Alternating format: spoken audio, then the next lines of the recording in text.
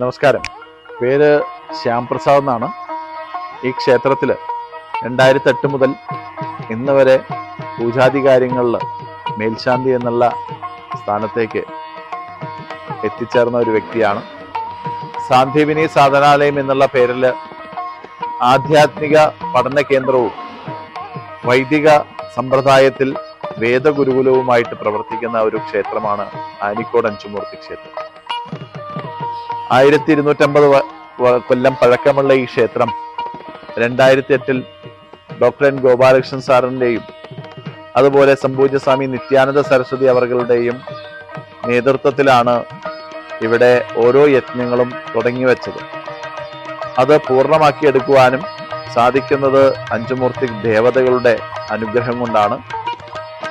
അത് മാത്രമല്ല, ഇവിടെ പഠിക്കുന്ന ഓരോ വിദ്യാർത്ഥികളും അവരുടെ ജീവിതചര്യയിൽ ഒരു ആധ്യാത്മിക തലത്തിലേക്ക് ഉയർത്തിക്കൊണ്ടുവരാനും സാമൂഹ്യമായിട്ടും ലൗകികമായിട്ടും അവരുടെ ജീവിതത്തെ പടുത്തുയർത്താനും സാധിക്കുന്ന ഒരു കേന്ദ്രമായിട്ടാണ് ആനിക്കോട് അഞ്ചുമൂർത്തി ക്ഷേത്രം ഇന്ന് നിലകൊള്ളുന്നത്. കഴിഞ്ഞ 4 വർഷമായിട്ട് എല്ലാ വർഷവും പൈതൃക ജില്ലാ പുരസ്കാരം നൽകിക്കൊണ്ട് സാന്ദീപിനി സാധനാലയം അതിൻ്റെ ചുവട് മുന്നോട്ട് വയ്ക്കുകയാണ്. അപ്പോൾ നമ്മുടെ നാടിൻ്റെ ഒരു ഐശ്വര്യമാണ് ക്ഷേത്രങ്ങൾ എന്ന് പറയുന്നത്. തികച്ചും ഈ ആനിക്കോട് അഞ്ചുമൂർത്തി ക്ഷേത്രത്തിൽ നിന്നും ലഭ്യമാണ് എന്നുള്ളതാണ്.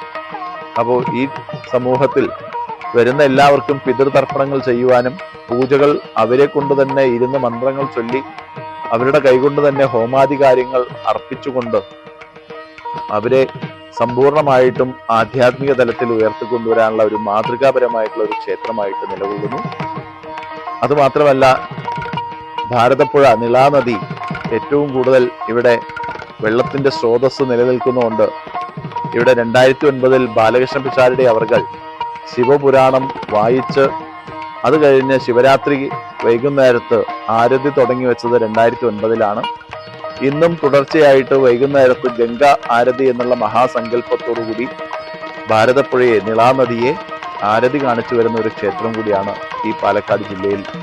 ദക്ഷിണ ഭാരതത്തിൽ തന്നെ നമുക്ക് കാണുന്ന ഒരു മഹാസങ്കല്പമാണ് പുഴയെ ആരാധിച്ചു വരുന്ന നിത്യശീലമുള്ള ഒരു സംവിധാനം. അത് മാത്രമല്ല, ഭാരതപ്പുഴ ഭാരതത്തിന്റെ പേരുള്ള ഒരു പുഴയാണ് എന്ന് നമുക്കറിയാം.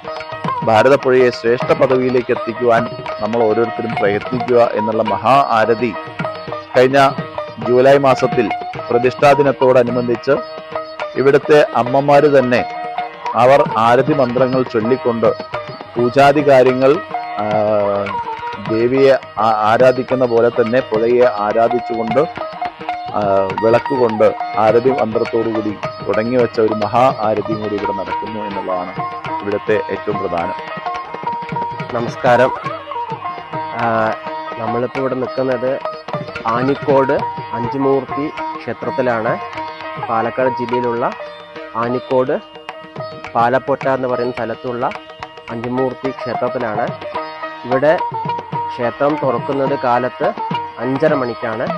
5:30 മണി മുതൽ 11:30 മണി വരെ അമ്പലം ഇവിടെ ഉണ്ട്. ഇവിടെ പ്രധാനമായിട്ട് ഈ ക്ഷേത്രത്തിൽ 5 പ്രതിഷ്ഠകളാണ് ഉള്ളത്. ഒന്ന് ആനന്ദ മഹാഗണപതി, അതായത് ഇവിടെ 5 ക്ഷേത്രങ്ങളിലും ഏറ്റവും വലുത് ആനന്ദ മഹാഗണപതിയുടെയാണ്. രണ്ടാമത് വന്നിട്ട് സാംബ പരമേശ്വരനാണ്, അതായത് അമ്പയോടുകൂടി പൂജിക്കുന്ന ശിവനാണ്. നന്ദികേശ്വര സ്വാമിയും ഇവിടെ സ്ഥിതി ചെയ്യുന്നുണ്ട്. ആദ്യം ആനന്ദ മഹാഗണപതിയെ ആദ്യം തൊഴുത ശേഷം രണ്ടാമത് ഭഗവാന്റെ വലതുഭാഗത്തുള്ള പരമേശ്വര സ്വാമിയാണ് ശിവനെ നമ്മൾ ഇവിടെ പൂർണ്ണ പ്രദക്ഷിണമാണ് ഇവിടെ ചെയ്യുന്നത്. കാരണം ഇവിടെ ഗംഗാ സാന്നിധ്യം ഇവിടെ ഉള്ളത് കൊണ്ട് ഭഗവാനെ പൂർണ്ണ പ്രദക്ഷിണമാണ്.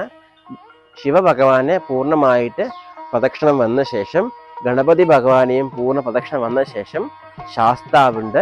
ശാസ്താവ് കഴിഞ്ഞിട്ട് മഹാവിഷ്ണു സ്വാമി, മഹാവിഷ്ണു കഴിഞ്ഞിട്ട് മഹാത്രിപുരസുന്ദരി ദേവി. അവിടെ നിന്ന് തൊഴുത ശേഷം പ്രസാദം വാങ്ങി മടങ്ങുന്നതാണ് ഇവിടുത്തെ രീതി.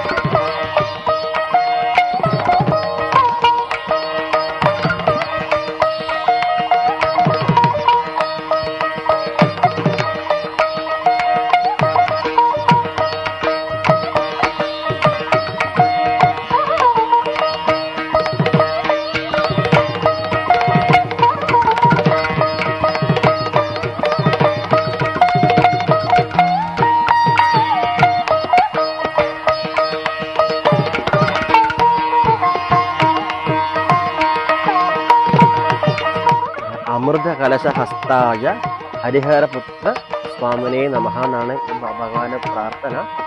അതായത് ഇവിടെ ശാസ്താവ് തന്നെയാണ്, അയ്യപ്പസ്വാമിയാണ്.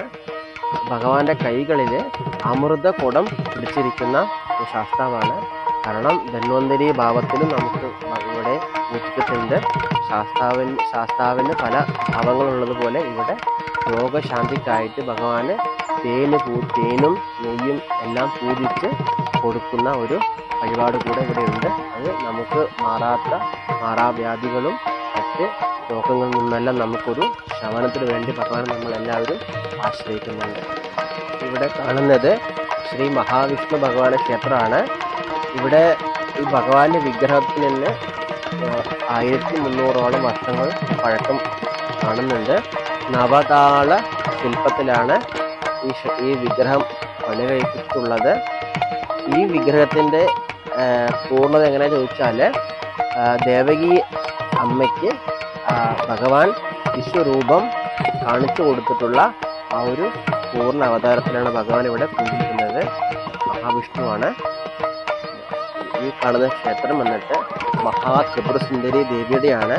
പാർവതി സങ്കല്പത്തിലാണ് നമ്മളിവിടെ ദേവി ആരാധിച്ചു വരുന്നത്. ഇവിടെ ഈ ക്ഷേത്രത്തിൻ്റെ പൊതുവായ സങ്കല്പം എങ്ങനെ ചോദിച്ചാൽ അച്ഛനും അമ്മയും കൂടെ സന്താനങ്ങളെ പരിപാലിക്കുന്ന ഒരു രീതിയാണ്. അതായത് ശിവനും പാർവതിയും കൂടെ ഗണപതിയെ നോക്കുന്ന, അതായത് സന്താനത്തിൻ്റെ വളർച്ചയെ നോക്കുന്ന ഒരു സമ്പ്രദായത്തിലാണ്. അതുകൊണ്ട് ഇവിടെ സന്താനങ്ങൾക്കും എല്ലാ അഭിവൃദ്ധി ഉള്ളത് കൊണ്ട് ഇവിടെ വേദപാഠശാല ഇവിടെ നടക്കുന്നുണ്ട്. വൈദിക വേദപാഠശാല ഇവിടെ ഉണ്ട്. അതുപോലെ തന്നെ ക്ഷേത്രത്തിൽ പ്രധാനമായിട്ട് നമുക്കൊരു പ്രത്യേകത ചോദിച്ചാൽ വരുന്ന ഭക്തർക്ക് ഇവിടെയുള്ള മണിക്കിണറിൽ നിന്ന് ജലം സ്വന്തം കൈകൊണ്ട് കോരിയെടുത്ത് ശിവഭഗവാന് ധാരയ്ക്കായിട്ട് സമർപ്പിക്കാവുന്ന ഒരു വഴിപാട് ഇവിടെ വളരെ വിശേഷപ്പെട്ടതാണ്. ഈ ക്ഷേത്രം 2008 പുനരുദ്ധാരണം നടത്തി ഒരു കുംഭാഭിഷേകം ചെയ്തത്. അതായത് ഇവിടുത്തെ മേൽശാന്തി ആയിരിക്കുന്ന ശ്യാം ചൈതന്യ എന്ന് പറയുന്ന ഗുരുനാഥനാണ് ഈ ക്ഷേത്രം ഇപ്പോൾ കാണുന്ന ഈ ഒരു മേഖലയിലേക്ക് എത്തിച്ചത്. കുറേ വർഷങ്ങളോളം ഈ ക്ഷേത്രം ടിപ്പു സുൽത്താൻ്റെ മറ്റും പടയോട്ട കാലത്ത് നശിപ്പിക്കപ്പെട്ടതുമായി ബന്ധപ്പെട്ടുള്ള ചരിത്രങ്ങൾ ഇവിടെ ഉണ്ട്. ഇവിടെ ക്ഷേത്രത്തിൽ കൃത്യമായി പൂജ നടക്കാതെ കുറേ കാലങ്ങൾ ഇവിടെ കടന്നു. പിന്നീട് ശ്യാം ചൈതന്യയുടെ നേതൃത്വത്തിലാണ് ക്ഷേത്രം ഈ രീതിയിൽ പ്രവർത്തിച്ച് വരുന്നത്.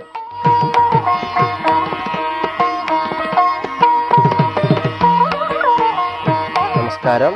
ഈ അഞ്ചുമൂർത്തി ക്ഷേത്രത്തിൽ വിശേഷപ്പെട്ട എല്ലാ ഹോമങ്ങളും ഇവിടെ ചെയ്യുന്നുണ്ട്.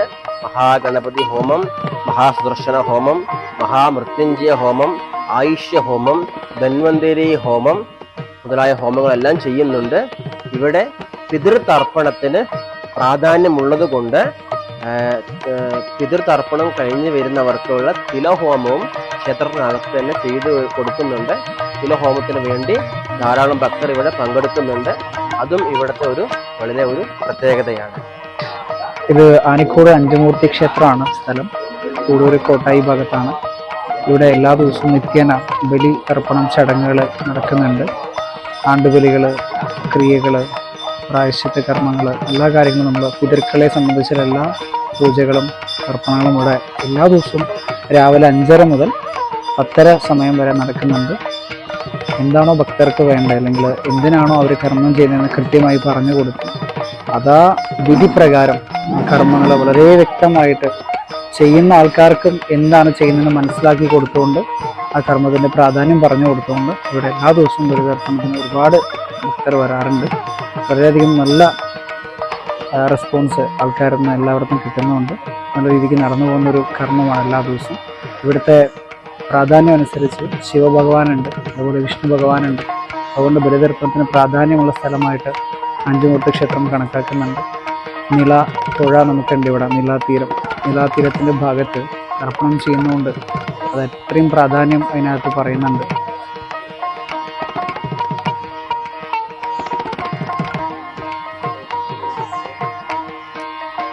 ഈ കാണുന്നതാണ് നമുക്ക് പിതൃതർപ്പണം കഴിഞ്ഞിട്ട് ആ ബലി കൊടുത്ത ബലിച്ചോറ് ബലിപ്പിണ്ടം നമ്മൾ വെക്കുന്ന സ്ഥലമാണിത്. ഇവിടെ നിത്യേന നമുക്ക് ഒരുപാട് ആൾക്കാർ ഇവിടെ വന്ന് കർമ്മം ചെയ്ത് പോകുന്നുണ്ട്. നിലാതീരമാണ് നമ്മൾ ഈ കാണുന്നത്. നിലാതീരം എന്ന് പറയുമ്പോൾ നമുക്കറിയാം നിലാനദി ഏറ്റവും പ്രാധാന്യമുള്ളതാണ്. പാലക്കാട് ജില്ലയിൽ ഏറ്റവും പ്രാധാന്യമായിട്ടുള്ള നദി നമ്മുടെ ഈ ഭാഗത്തെത്തുമ്പോൾ ഈ ഒരു തിരിവിലേക്കാണ് വരുന്നത്. ആൾക്കാർക്ക് കുളിക്കാനുള്ള വളരെയധികം സൗകര്യമുള്ള സ്ഥലം കൂടെയാണ് ഇവിടെ. നിത്യേന ബലിതർപ്പണം നടക്കുന്ന സ്ഥലമായതുകൊണ്ട് ഒരുപാട് പേര് ഭക്തർ വരുന്നുണ്ട്. അവർക്ക് കുളിക്കാനും എല്ലാ സൗകര്യവും ഇവിടെ ഉണ്ട്. കൃത്യമായിട്ട് കാര്യങ്ങൾ പറഞ്ഞു കൊടുത്ത് അവർക്ക് വേണ്ട സൗകര്യം തയ്യാറാക്കി നമ്മൾ ഇത്രയും കാലം മുന്നോട്ട് പോകുന്നുണ്ട്. വളരെ നല്ലപോലെ നമുക്കത് ചെയ്യാനും സാധിക്കുന്നുണ്ട്.